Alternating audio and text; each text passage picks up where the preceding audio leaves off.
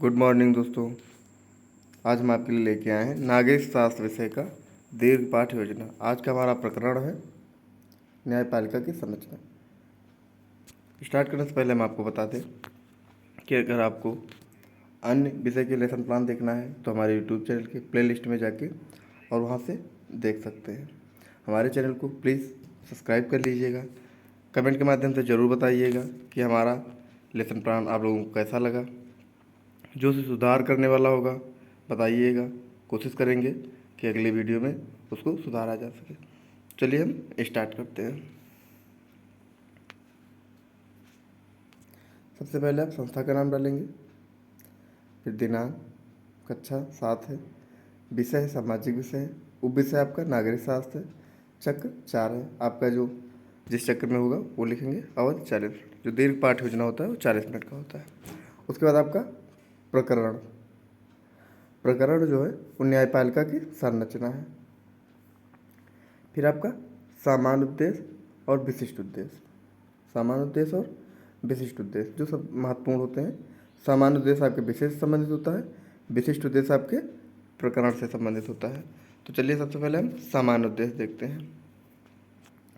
पहला, छात्रों में लोकतांत्रिक नागरिकता का विकास करना, छात्रों में आदर्श चरित्र का निर्माण करना, छात्रों में राष्ट्रीय एवं अंतर्राष्ट्रीय दृष्टिकोण का विकास करना, विद्यार्थियों को नागरिक कर्तव्यों एवं अधिकारों का सैद्धांतिक व व्यवहारिक ज्ञान प्रदान करना, विद्यार्थियों में मानसिक शक्तियों को वैज्ञानिक दृष्टिकोण का विकास करना, छात्रों को सामाजिक विज्ञान की उपयोगिता को बताना।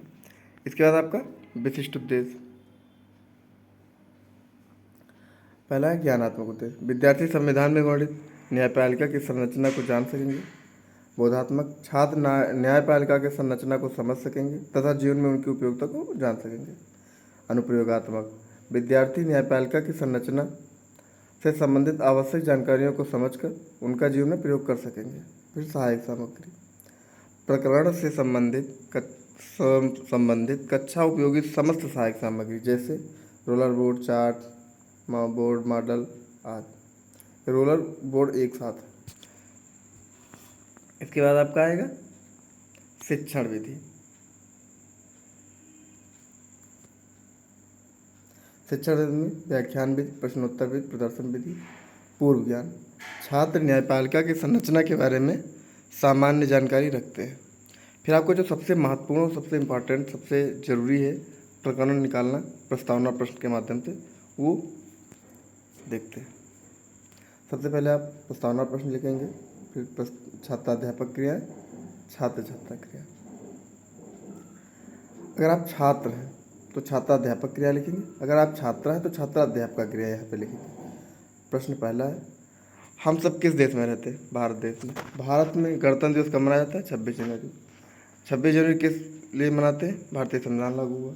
हमारे संविधान में सरकार के 3 अंग कौन कौन से हैं? व्यवस्थापिका, कार्यपालिका और न्यायपालिका। न्यायपालिका की संरचना के बारे में आप क्या जानते हैं? आपका समस्यात्मक हो जाएगा। फिर आप उद्देश्य कथन बोलेंगे, छात्रों आज हम सब मिलकर न्यायपालिका की संरचना के बारे में विस्तृत अध्ययन करेंगे। फिर आप डालेंगे शिक्षा बिंदु, छात्राध्यापक या छात्राध्यापक। यहाँ पर प्रस्तुतिकरण पहला आपका है। उसके बाद आप शिक्षा बिंदु, छात्राध्यापक क्रियाएं, छात्र छात्रा क्रियाएं, न्यायपालिका की संरचना। भारत में न्यायपालिका का बड़ा महत्व। यह कार्यपालिका तथा व्यवस्थापिका से बिल्कुल अलग है तथा स्वतंत्र रूप से कार्य करती है। भारत में नीचे से लेकर ऊपर तक सभी न्यायालय एक ही व्यवस्था में संगठित है। जिला न्यायालय, उसके ऊपर राज्यों के उच्च न्यायालय तथा सबसे ऊपर भारत का सर्वोच्च न्यायालय होता है। न्यायपालिका में दोनों तरफ दीवानी तथा फौजदारी मामलों की सुनवाई न्यायपालिका में होती है। जमीन जायदाद, मारपीट, चोरी, डकैती, ठगी, लेन देन, रिश्वत, मिलावट आदि सभी मामले न्यायपालिका में सुने जाते हैं। फिर आपका बोध प्रश्न, राज्यों में कौन से न्यायालय होते हैं? उच्च न्यायालय।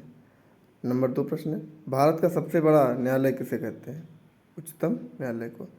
तीसरा, सर्वोच्च न्यायालय के बारे में आप क्या जानते हैं? आपका समस्यात्मक हो जाएगा। फिर आप प्रस्तुतिकरण 2 करेंगे। शिक्षा बिंदु, छात्राध्यापक या छात्राध्यापक क्रिया, छात्र छात्रा क्रियाएं। सर्वोच्च न्यायालय, सुप्रीम कोर्ट। सुप्रीम कोर्ट देश का सर्वोच्च अपीलीय न्यायालय है जो नई दिल्ली में स्थित है। इसके निर्णय देश के सभी न्यायालय को मान्य होते हैं।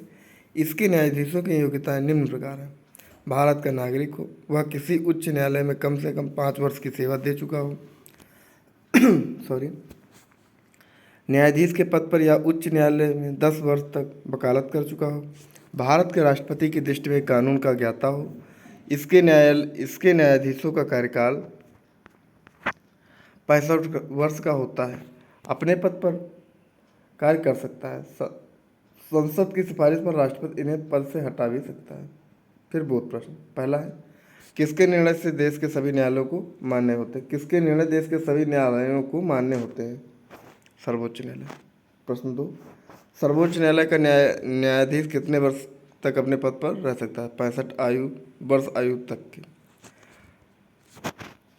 सर्वोच्च न्यायालय उच्चतम न्यायालय के अधिकार क्या है? ये आपका समस्या है। ये 3 प्रश्न नंबर होगा। ये आपका समस्यात्मक। फिर प्रस्तुतिकरण 3,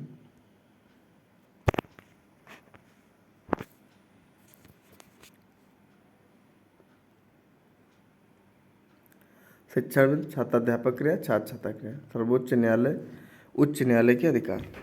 संविधान द्वारा उच्चतम न्यायालय को व्यापक अधिकार प्राप्त है। कुछ मुकदमों की प्रारंभिक सुनवाई उच्चतम न्यायालय में ही होती है। वह मुकदमे जो संघीय सरकार तथा राज्यों अथवा केवल राज्यों के परस्पर विवादों के कारण उत्पन्न होते हैं, यहाँ प्रारंभ हो सकते हैं। सर्वोच्च न्यायालय भारतीय संविधान का संरक्षक व उसके प्रावधानों की व्याख्या करता है। भारत में सर्वोच्च न्यायालय अपील का अंतिम न्यायालय है। भारत का उच्चतम न्यायालय नागरिकों के मूल अधिकारों को संरक्षक है।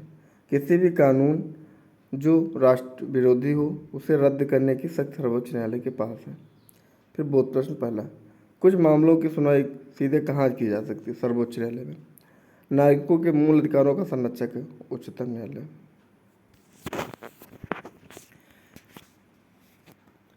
उच्च न्यायालय के बारे में आप और क्या जानते हैं? आपका मौन प्रिया समस्यात्मक प्रश्न हो जाएगा। फिर प्रस्तुतिकरण 4, शिक्षाविद लिखेंगे छात्राध्यापक या छात्राध्यापक क्रिया, जो भी आप हैं, छात्र छात्रा क्रिया। इसमें आपको छात्र छात्रा ध्यानपूर्वक सुनेंगे, इतना लिखना है।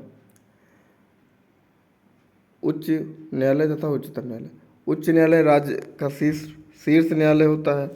भारत में कुल 25 उच्च न्यायालय हैं। हमारे उत्तर प्रदेश का उच्च न्यायालय प्रयागराज इलाहाबाद में स्थित है। उच्च न्यायालय में एक मुख्य न्यायाधीश तथा अन्य न्यायाधीश होते हैं।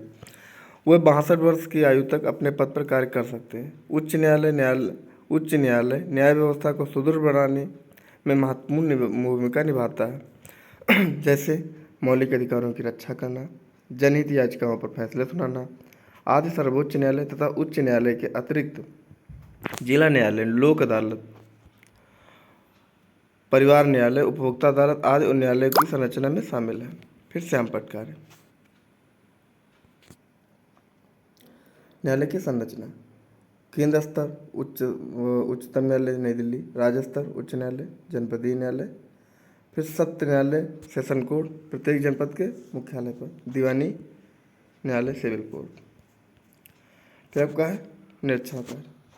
छात्राध्यापिका छात्रों को श्यामपट्ट पर लिखे गए तथ्यों को उत्तर पुस्तिका पर लिखने का आदेश देगा तथा स्वयं कक्ष में घूम घूम कर निरीक्षण करेगा या करेगी, जो भी आप हैं। फिर पुनरावृत्त प्रश्न सबसे महत्वपूर्ण है। सबसे लास्ट में पुनरावृत्त प्रश्न ही होता है, उसके पहले बोध प्रश्न होते हैं।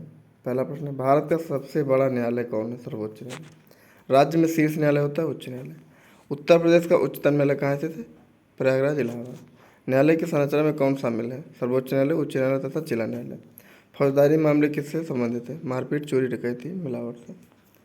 गृह कार्य, छात्राध्यापक छात्रों को न्यायपालिका की संरचना के बारे में घर से लिखकर लाने का आदेश देगा। इसके बाद आपको यहाँ पे समालोचना लिखना है। तो ये आपका लेसन प्लान कंप्लीट हो जाएगा। समालोचना में आपको कुछ नहीं लिखना है। जब आप टीचिंग करेंगे तो वहाँ के जो अध्यापक होंगे वो इस पर कमेंट या समालोचना करेंगे। तो प्लीज़ आप लोग हमारे चैनल को सब्सक्राइब कर लीजिएगा। कमेंट के माध्यम से ज़रूर बताइएगा कि हमारा लेसन प्लान आप लोगों को कैसा लगा। हमारे चैनल के बेल आइकन को ज़रूर प्रेस कर लीजिएगा। इससे ये होगा कि जब भी हम नया वीडियो डालेंगे आप तक नोटिफिकेशन पहुंच जाएगा। अन्य विषयों के लेसन प्लान देखने के लिए हमारे यूट्यूब चैनल की प्लेलिस्ट में जाके और वहाँ से देख सकते हैं। तो सभी लोग से रिक्वेस्ट है कि आप चैनल को ज़रूर सब्सक्राइब कर लीजिएगा। Thank you.